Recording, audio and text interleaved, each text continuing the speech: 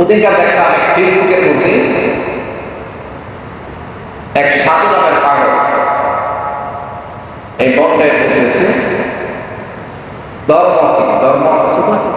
ধর্ম কারণে ধর্ম বুঝো যারা ইউটিউবাররা আমাদের দেশে বর্তমানে একটা মাজার নিয়ে খুব উত্তপ্ত ভূমিকা পালন আছে সারা দেশে।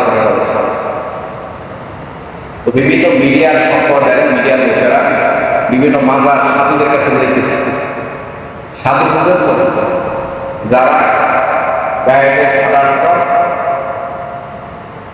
মাথায় আছে পথ, হাতে আছে বোতল বা ডান্ডা, কিছু তাজবি ইত্যাদি দিয়া দেখবেন যে জায়গায় জায়গায় দেখছেন আপনার লাল কাপড় করে অনেকগুলো সাধুদেরকে জিজ্ঞেস করছে বলেন তো সূরা ফাতিহা পারে? আমরা আশ্চর্য কয় না পারি সূরা ফাতিহা পারে না। তারপরে একটা পারি কিতাব তারপর একটু বেশি আলহামদুলিল্লাহ আলামিন আর রহিম মালিকুদ্দিন ওয়ালাদ দাওয়ালিলা মাঝখানে মানে বাকি নাই। এই আমাদের সাধু ব্যবস্থা, সাধু যারা মাজারে থাকে এবার চিন্তা করে এই সমস্ত সাধু যারা আছে এরাও তো মুসলিম, এরাও তো আমাদের ভাই।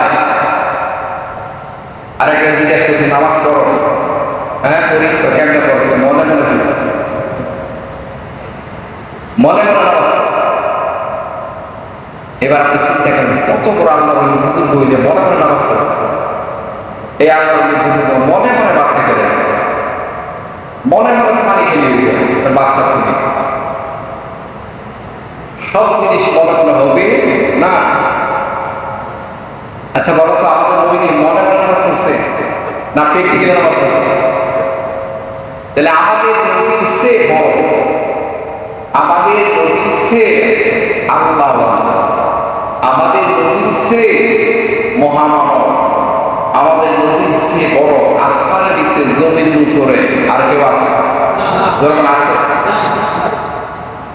তাহলে আমাদের নবী আল্লাহর পরে যার স্থান যখন সুবহানাল্লাহ। এই নবীর প্রত্যেকটা কাজ, এই নবীর প্রতিটা কাজ হচ্ছে শরীয়তের বলি যখন সুবহানাল্লাহ। যে সাধু মনে মনে নামাজ পড়ি অবশ্যই সাধুরাই দাবি করে আমরা নবী এক নাম্বার খাটুনি আশেক মওলা, এক নাম্বার প্রেমিক। কারণ প্রেমিক যদি না হইতাম মাজারে কেন নবীর নামে কথা বলতাম? প্রেমিক যদি না হইতাম মাজার ভিতরে বসে কেন জিকিরাজগার করতাম? নবীর বিরুদ্ধে কথা কইলে আমরা পাগলের মতো বেশি বেশি জিকিরা খাওয়া দুম করতাম না।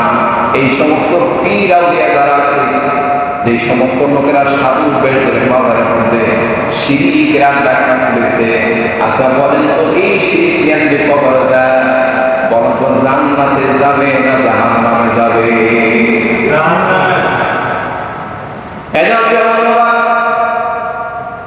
ওই সমস্ত সাধু বাবা আছে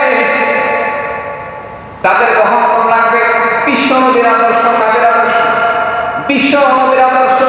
এই জন্য লাকাদ কানা লাকুম ফি রাসূলিল্লাহি উসওয়াতুন হাসানাহ। ও বন্ধুরা, যারা দাবি করো আমার নবীর আশিক তোমার পাশর, যারা দাবি করো আপনার নবীর প্রেমিক, সাদা কাপড় মেলায় মাথার মধ্যে পাট্টি বাইন্ধে দৌড় করো, যারা লাল কাপড় দিতে দৌড় করো, তোমার আমার সকলে আদেশ হচ্ছে আমাদের বিশ্ব নবী যখন সুবহানাল্লাহ। নবী তো 63 বছরের জীবনে কখনো মনে মনে নামাজ পড়ে নাই। নবী সব নামাজ পড়ছে যেইভাবে আল্লাহ বলেছে সেইভাবে করো সুবহানাল্লাহ।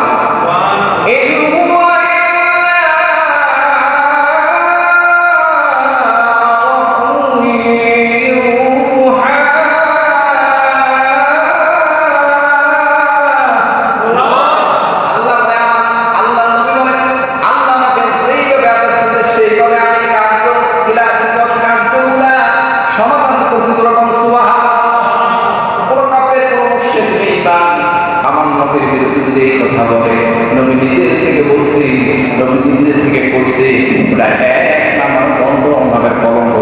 ঠিক না? আর আমার বিশ্ব নবী তার 63 বছর জীবন কার আদেশে চালাইছেন? কার আদেশে?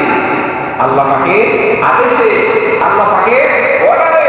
আল্লাহ তাআলার বাইরে বিশ্ব নবীর একটা কাজ, একটা কর্ম, একটা বলা কিছুই ছিল না। সব আল্লাহ তাআলার অর্ডারে ছিল। যেরকম সুবহানাল্লাহ। এই জন্য বেগমরা যেই সময় সাধনা লাভ করেন, আমরা বিশ্ব নবীর উম্মত, আমরা নবীর আশিক, আমরা নবীর মাসুক, তাদের জন্য এক নাম্বার সবক হচ্ছে তোমরা কোরআন পড়ো, কোরআন পড়ে আবার বিশ্ব নবীর আদর্শটা দেখো। আমার নবী নামাজ মনে মনে পড়ছে না ব্যক্তিগত নামাজ পড়ছে। যেরকম সুবহানাল্লাহ।